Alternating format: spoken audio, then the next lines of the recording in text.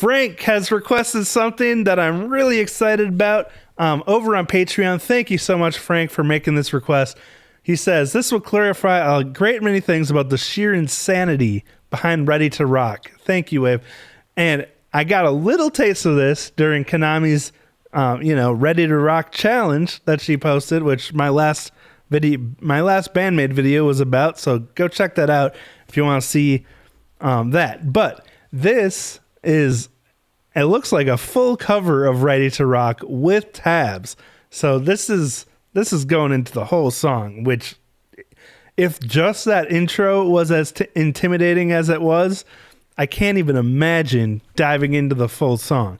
So thank you again, Frank, for sharing this one with us. Super stoked about this. I should have done this request before Kanami's challenge, so I actually could see the tabs, because that would have made it a lot easier. I just learned it by ear. But anyway, let's check this out.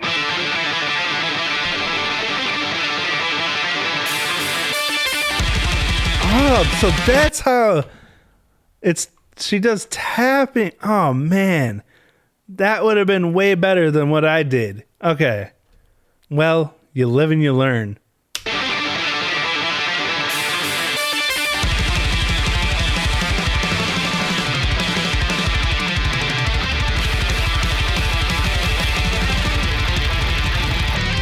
Akane's freaking drums here. Okay. What's really insane about this verse part is it's playing the same notes that it does at the end of the intro, but at the end of the intro, it does like this chromatic walk all the way up the neck. So it's like, which she plays all with one finger, which I don't even know how, but she's like, which is crazy. But then in the verse, to keep her hand in the same position, she switches to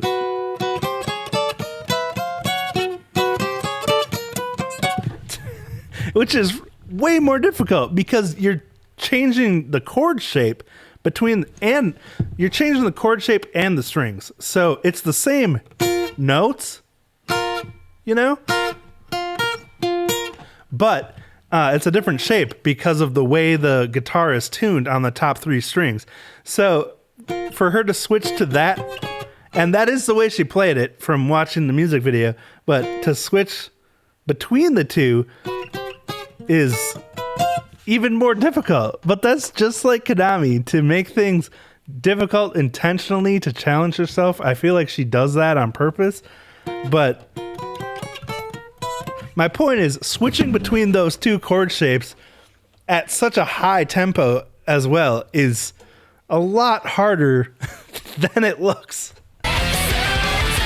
Oh, and the tempo is insane. Wow.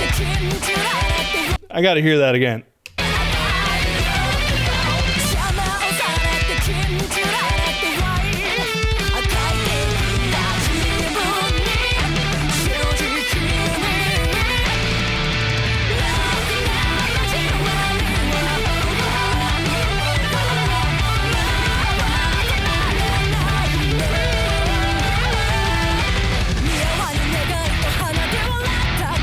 Okay, hold on a sec. Dude, first of all, shout out to Legu Music for this awesome performance.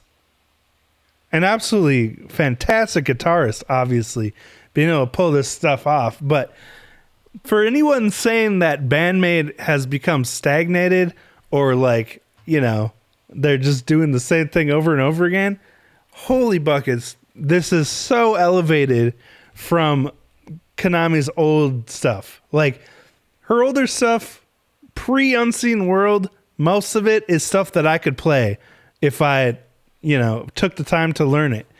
But this is like stuff that I would have to practice a lot more to be able to play it. Like she just keeps skyrocketing her guitar abilities, and I can't imagine having to play this night after night on tour. Like, it sounds so intimidating, so difficult. But of course, she has advanced to the level where it's not that big of a deal to her. Anyway, it's so cool to see how she just keeps raising that bar for BAND-MAID.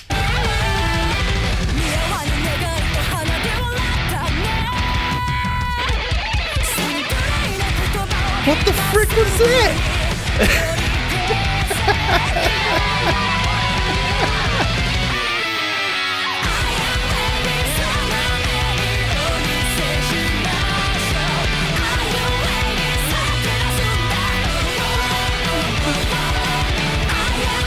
This is like break time for Kanami, just playing these octaves.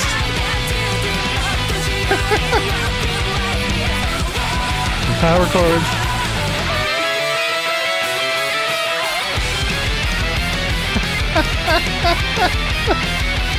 Hold on. He plays it the same way that Kanami does too, with one finger sliding up, which you have to be so quick, so accurate, instead of rolling your like all your fingers and only changing positions twice. You're literally changing positions for every time around, which is crazy. But he plays it the same way Kanami does, you know, doing that for the first time, lead into the verse, and then switching to the alternating strings, which is so insane.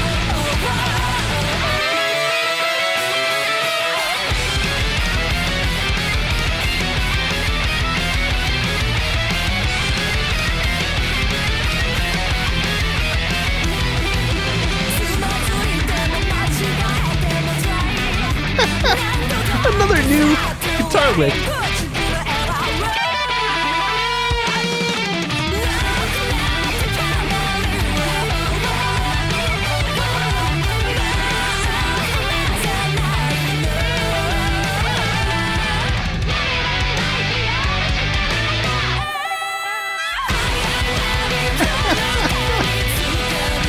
Holy buckets, dude. The second verse is...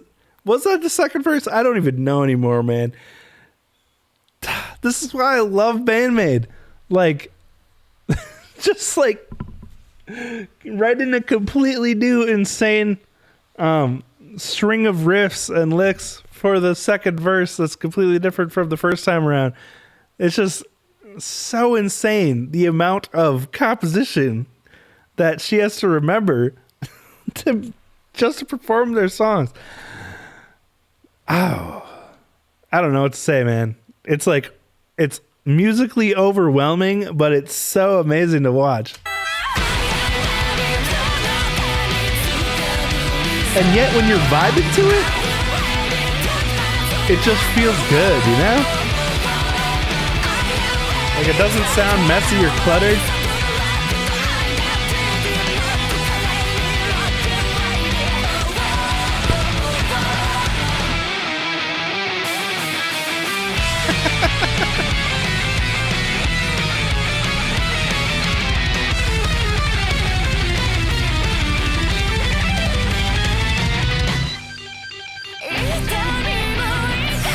Dude, that's such a cool guitar solo too. It's one of those things where for me, like just listening to it, I didn't really grasp how interesting it was. Now, seeing it with the sheet music, it's like, holy buckets, how did she come up with that? It's so groovy, so different. Not really a guitar solo you hear much. She's like doing these groovy dyads to start it out. Like, that is such a groove.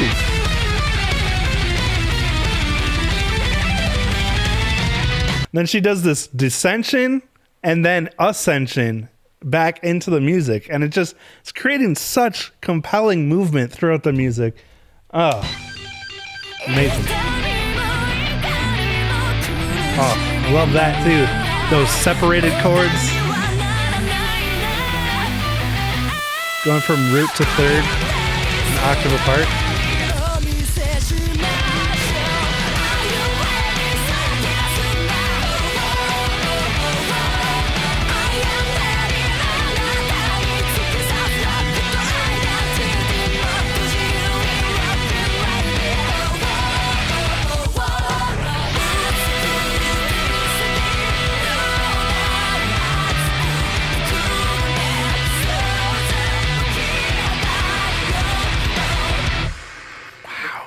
Dude, that is so insane. This gives me a whole new level of appreciation for this song. And the crazy part is, it's a ton of like simple-ish ideas, octaves, power chords, separated chords. What I mean by that is like where you have your root down here and then your third up here an octave higher. So like they were doing that in the bridge. But like it's a lot of simple ideas and then some like, arpeggios, dyads, chromaticism, scales, like everything on its own is relatively simple, but then it's strung together in such a complex and intricate way, which I guess that's basically music, but it's so cool to see the inner workings of this song. And that's just the guitar too. That's not including the insane drums and bass and vocals that are going on. So that was a wild ride, man. Thank you so much, Frank, for sharing this one with us. I hope that you also appreciated going through this with me, because I was not expecting to be so mind blown during this. So thank you again, Frank. Thank you all for watching, and I'll talk to you next time.